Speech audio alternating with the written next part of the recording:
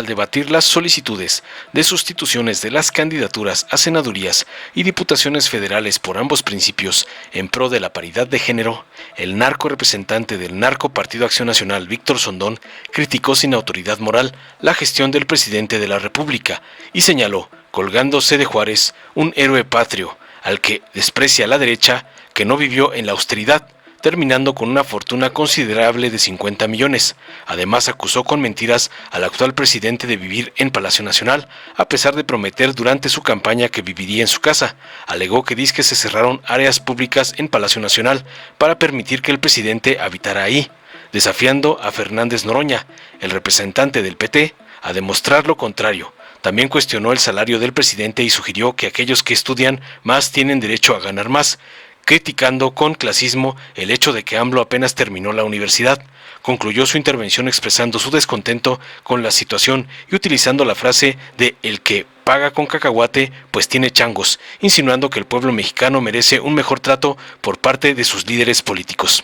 Tras oír las payasadas, clasismo y babosadas del panarco lacayo del señor X, y ya en otra sesión del Consejo General del INE en los asuntos generales, el consejero del Poder Legislativo del PT, Gerardo Fernández Noroña, le respondió contundente, condenando lo que percibió como una injuria hacia el presidente Benito Juárez García por parte de la narco representación del PAN, señalando tajante que durante las discusiones se afirmó que Juárez había muerto con una fortuna de 50 millones de pesos, lo cual calificó como una infamia, expresando finalmente su rechazo a esta acusación y solicitando que quede registrado en el acta de la sesión su total desacuerdo con dicha intriga, porque en la sesión anterior no pudo intervenir para refutarla.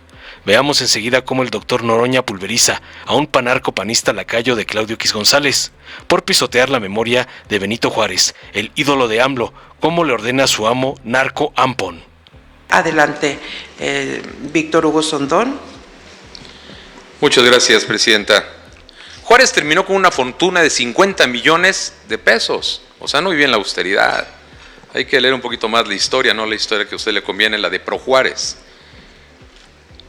Y déjeme decirle, para que tenga conocimiento, señor representante del PT, que cerraron todas esas áreas de las que usted habla que se podían visitar para poder conocer una parte de Palacio Nacional, las cerraron precisamente para poderle crear su casa habitación al presidente de la República.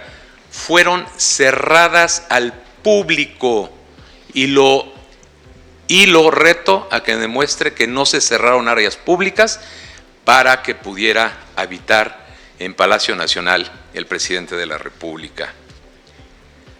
Pero sin embargo, bueno, no se respondió mi pregunta, se respondió en otras cosas, se evadió.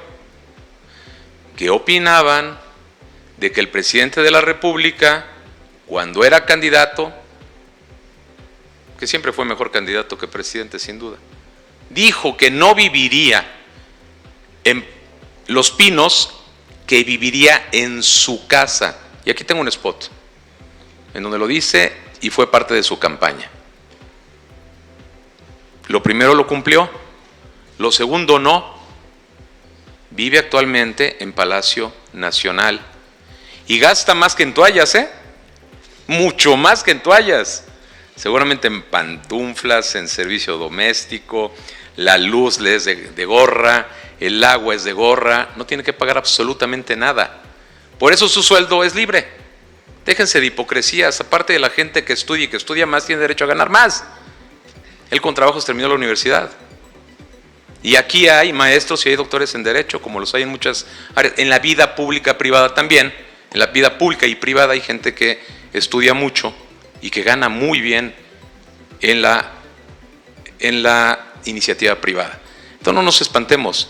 Yo creo que el que paga con cacahuate pues tiene changos y eso es lo que tenemos. Gracias, representante. Gracias, secretaria. Demos continuidad al orden del día. El siguiente asunto se refiere al orden del día. A consideración de todos ustedes, por si hay alguna intervención que hacer en este punto. No existiendo intervenciones ni solicitudes. Adelante, señor representante del Poder Legislativo. La pregunta, En asuntos generales, en el punto de asuntos generales así se escribe directamente, no es necesario hacerlo desde el inicio, ¿verdad? Se puede hacer en los dos momentos, señor Perfecto. diputado. Al momento de terminar con el orden del día, aclaramos que al ser esta una sesión ordinaria, en este momento se pueden anotar en asuntos generales. Si no existieran asuntos listados en este momento, al momento de llegar al punto de asuntos generales, volvemos a hacer la solicitud por si en ese momento ya existiera algún asunto que se quisiera Sí, porque tengo tratar. 3 asuntos que quisiera enlistar, pero lo haré en el momento del punto. Gracias.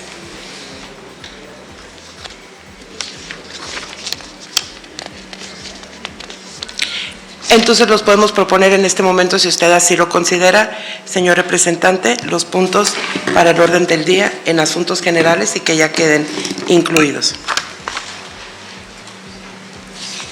Perdón, me distraje. Lo podemos hacer en este momento. Muy bien.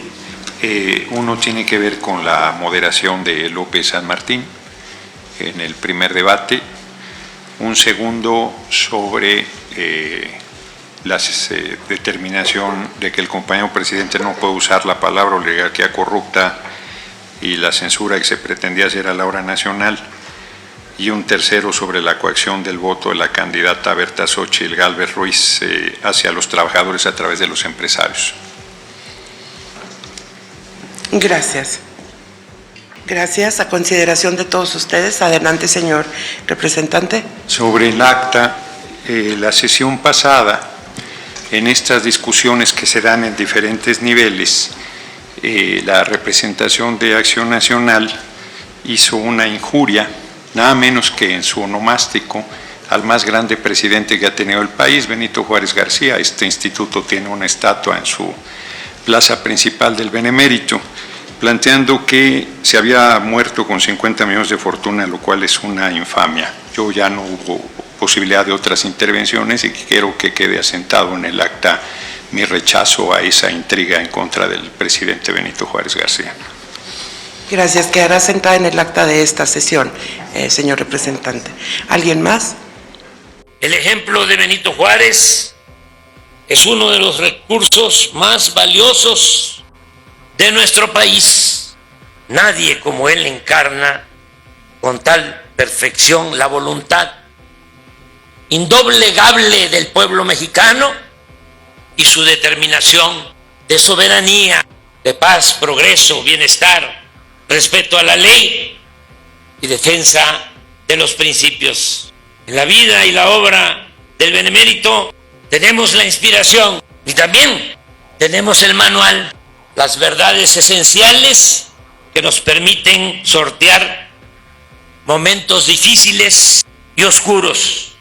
Debo confesar aquí que la tarea de gobernar que me ha correspondido en estos años ha sido menos ardua y más tersa, porque desde hace mucho tiempo tengo a Benito Juárez como referencia y como guía. Han sido incontables los momentos en los que he acudido a él para pedirle consejo y nunca me ha fallado, porque Juárez todavía está entre nosotros. Juárez todavía gobierna con su ejemplo. ¡Que viva el presidente Benito Juárez García! ¡Viva México! ¡Viva México! ¡Viva México! Morena, la esperanza de México. Lo que estoy proponiendo es una iniciativa de reforma a la Constitución para que los jueces, los magistrados y los ministros de la Corte sean electos por el pueblo, porque eso es lo que pienso ayudaría a limpiar el Poder Judicial. No es una solución mágica, porque es un problema estructural. Tiene que ver con la abogacía, tiene que ver con la formación académica, tiene que ver con los contenidos de estudio de las universidades públicas, porque si la educación tiene una orientación individualista, materialista, si la educación no es una práctica a la libertad, si la educación no es para la justicia, pues es muy complicado. porque ¿de dónde van a salir los abogados que tengan vocación para hacer justicia, que sean incorruptibles, que tengan la arrogancia de sentirse libres? Entonces, lo más cercano a eso, o una de las medidas que ayuda, es que no sean electos ni por el Ejecutivo ni por el Legislativo, sino que los elige el pueblo y que ellos le deban su cargo al ciudadano, no al presidente, no al legislador, no al influyentismo, sino que sean los ciudadanos los que los elijan. Y eso les da mucha independencia, mucha autoridad, y la gente tiene un instinto certero, se equivoca menos, y hay que tenerle confianza al pueblo. Dale en me gusta, suscríbete, activa la campanita y compártelo para que más gente lo vea.